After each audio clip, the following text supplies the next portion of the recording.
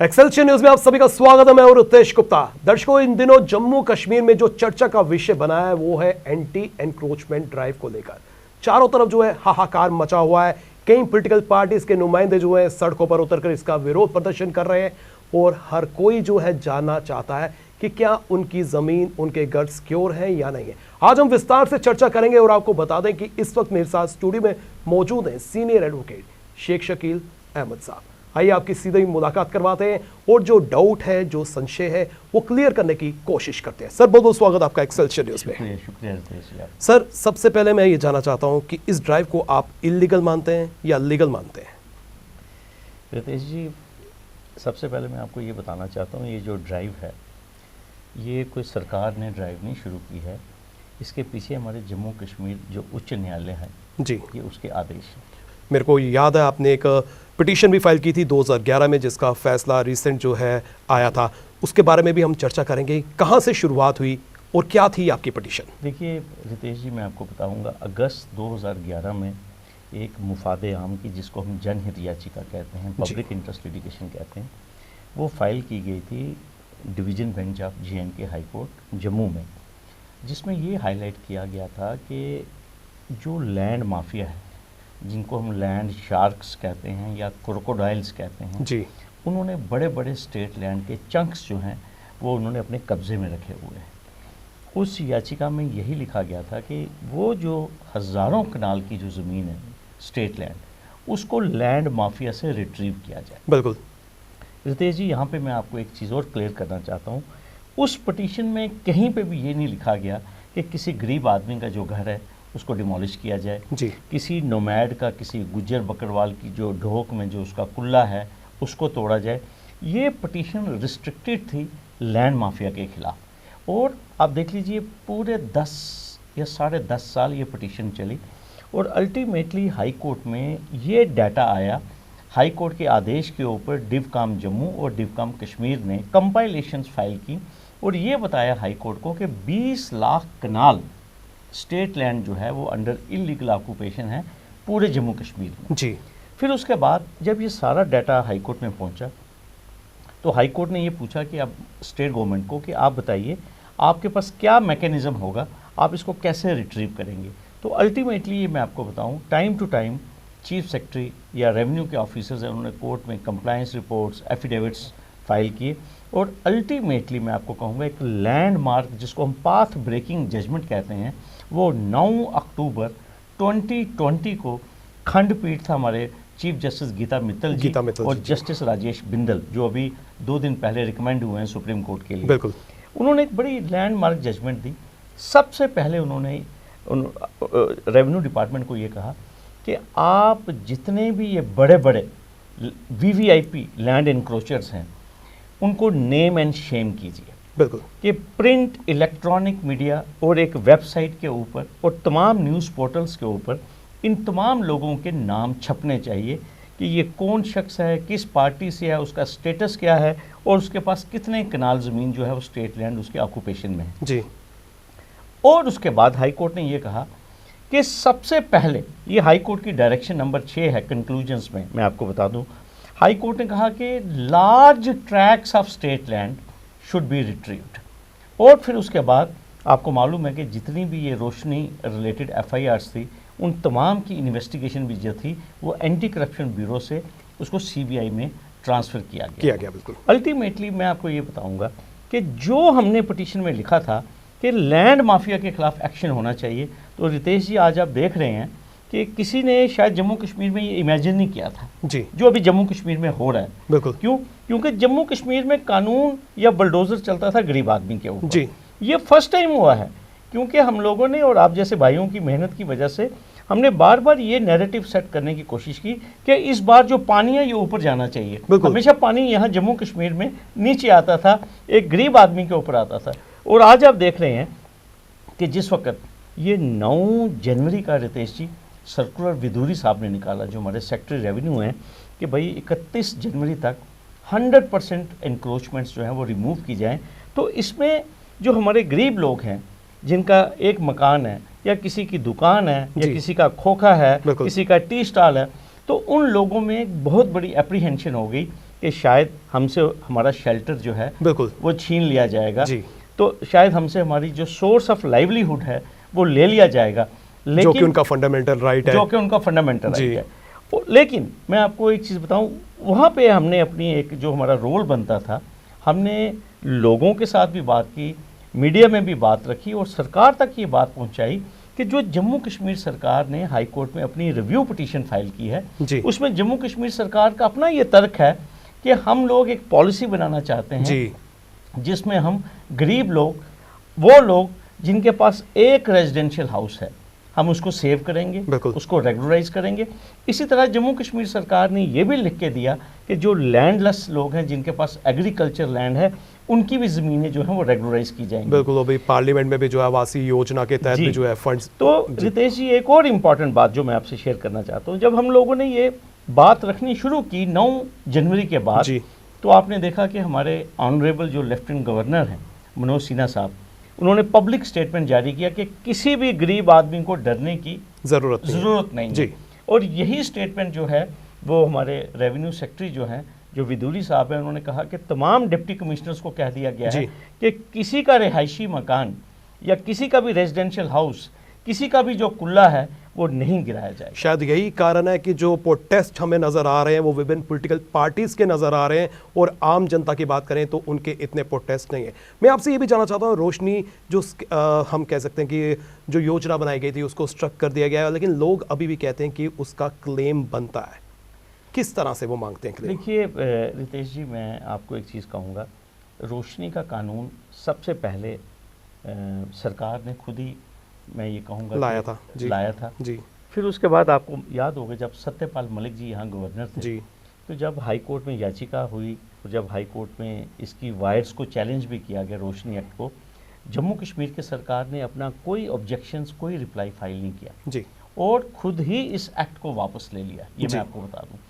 फिर उसके बाद वो जो वापस लिया था उस वक्त, वो लिया था प्रॉस्पेक्टिव जी, उसका मतलब ये था कि उस डेट तक जितने भी क्लेम्स सेटल हुए थे वो जायज़ ठहराए गए। जी, लेकिन जब हाई कोर्ट की जजमेंट आई गीता मित्तल जी की और साथ में बिंदल साहब की 9 अक्टूबर 2020 को, उन्होंने एक्ट को, जिसे मैं कहूँगा, क्वैश कर दिया, पूरा सेटिसाइड कर दिया, और ये कहा कि जितने भी बेनिफिट्स भी आज तक जिन लोगों ने लिए हैं उन्होंने उसको भी ultra vires illegal wired declare कर दिया।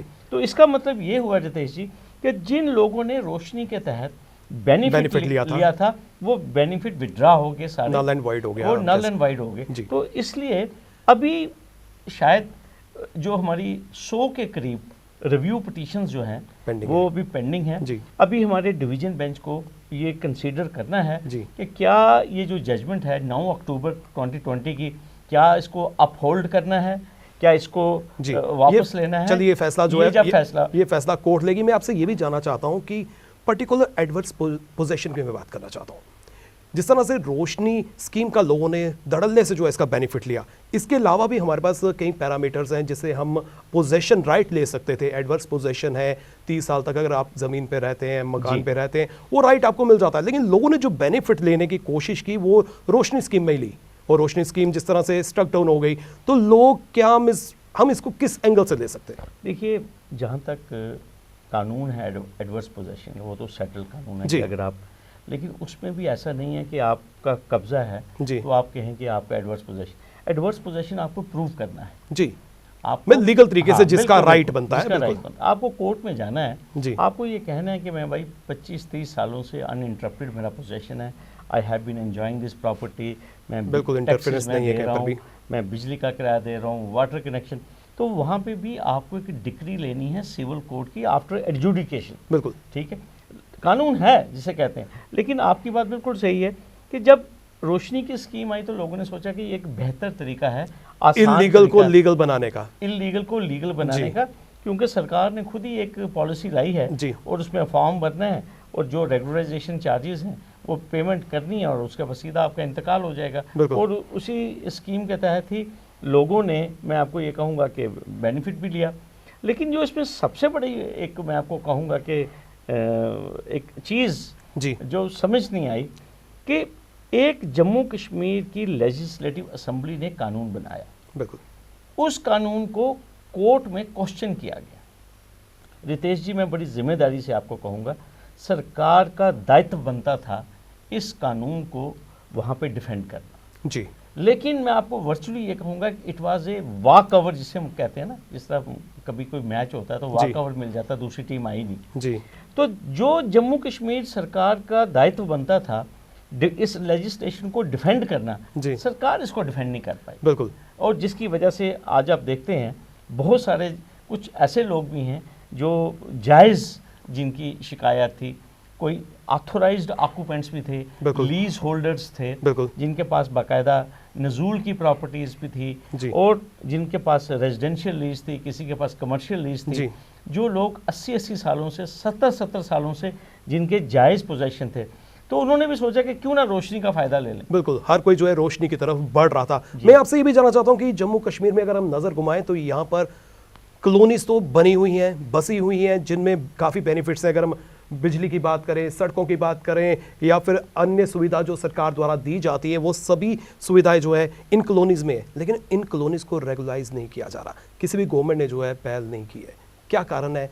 क्या इसको आप किस नज़रिए से देखेंगे? रितेश जी, मैं यहाँ पे थोड़ा सा आपको मैं अपडेट देना चाहूँगा जी। 18 के करीब रेजिडेंशियल कॉलोनीज जो अनऑथोराइज थी, जिनको हम इलीगल कॉलोनीज कहते हैं, वो जम्मू कश्मीर की सरकार ने टाइम टू टाइम रेगुलराइज की हैं। जी।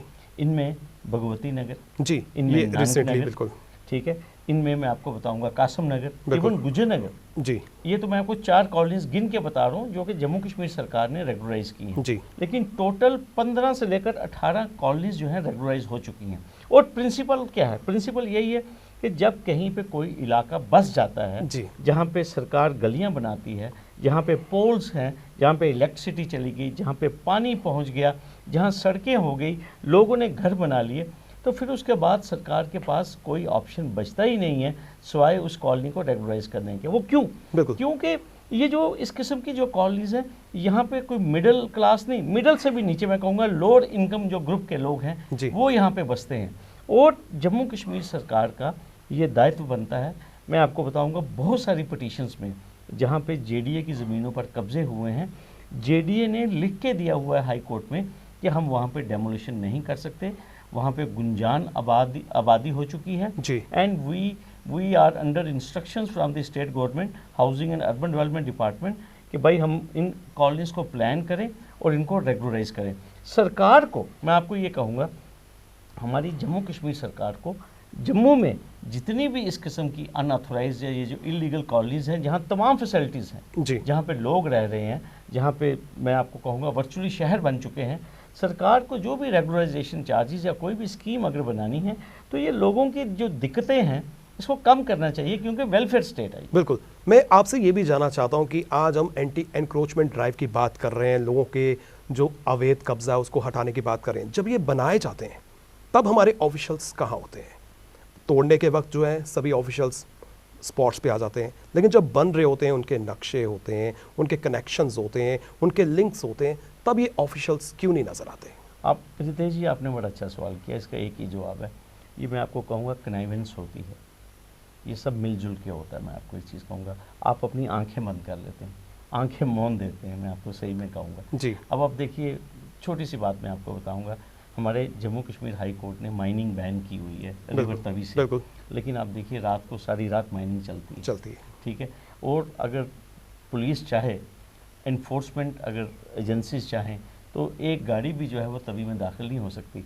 तो कहीं ना कहीं मैं आपको कहूँगा, आपकी बात बिल्कुल सही है, ये नेग्लिजेंस है on the part of those officers, authorities, जिन लोगों ने इस मैसिव लेवल के ऊपर कंस्ट्रक्शन होने दी, जंगल की ज़मीनों पे, स्टेट लैंड के ऊपर। और आपकी बात सही है, एक दिन में तो ये बस्तियाँ बस नहीं गई जी, ठीक है।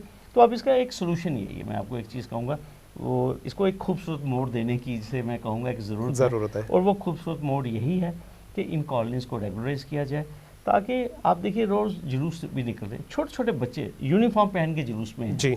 वो बच्चियाँ कह रही हैं कि हम परेशान हैं, हम पढ़ नहीं सकते, हमें ये पता है कि हमारे घर जो हैं वो गिर जाने हैं जी। तो government must immediately come to the rescue of these people, और ये जितने भी अनऑथोराइज कॉलोनीज हैं इनको रेगुलराइज करना चाहिए। समय का अभाव है, आखिर में आपसे ये जानना चाहता हूँ, जनता से आप क्या कहना चाहते हैं, उनको क्या आश्वासन देना चाहते हैं? जिस तरह से जो ये गाज है ये बड़ी मछलियों पर गिरेगी, आम जनता पर जो है इसका असर नहीं होगा, क्या कहना चाहते हैं? मैं बड़ी क्लैरिटी से अपने जम्मू कश्मीर के आवाम को ये आश्वासन देना चाहता हूँ कि किसी गरीब आदमी का घर नहीं टूटेगा, किसी शख्स की जो लाइवलीहुड है या जो उसका सोर्स ऑफ लाइवलीहुड कोई दुकान है या कोई टी स्टॉल है या कोई खोखा है, कोई कुल्ला है किसी गरीब आदमी का, बिल्कुल नहीं गिरेगा। वेरी शॉर्टली जो मुझे लगता है, जो हमें इशारे सरकार की तरफ से आ रहे हैं, एक पॉलिसी जो है पब्लिक में आएगी जी। और मुझे लगता है कि सरकार इतना ज़्यादा भी गरीब लोगों से पैसा नहीं लेगी, कोई नॉमिनल चार्जेस होंगे, रेगुलराइजेशन, और वो पैसे देकर इन तमाम लोगों को उसके मालिकाना हकूक़ दिए जाएंगे। और जहाँ तक आपने कहा बड़ी मछली, तो सरकार ने क्लियर कर दिया है कि बड़ी मछली को स्पेयर नहीं करेंगे और गरीब आदमी को टच नहीं करेंगे। बहुत बहुत शुक्रिया, आप हमारे साथ इस कार्यक्रम में शामिल हुए और बहुत महत्वपूर्ण जानकारी जो है एडवोकेट साहब ने हमारे दर्शकों के साथ भी साझा की है। और मैं दर्शकों से भी ये कहना चाहता हूं कि अगर आप सेफ हैं तो निस्संदेह गवर्नमेंट की वजह से, गवर्नमेंट जो है आपके लिए है, गवर्नमेंट आपके बारे में सोच रही है और गवर्नमेंट ने बिल्कुल जो है इंस्ट्रक्शंस दी हैं कि आम व्यक्ति, आम जनता पर किसी भी तरह का कोई भी अटैक नहीं होगा। और जो अटैक, जो एंटी एनक्रोचमेंट ड्राइव यहाँ पर चल रही है, वो बड़ी मछली यानी कि जो बड़े एनक्रोचर्स हैं उन पर होगी। फिलहाल नितिन कनोत्रा और मुझे यानी कि रितेश गुप्ता को दीजिए इजाजत और आप देखते रहें एक्सएलसी न्यूज़।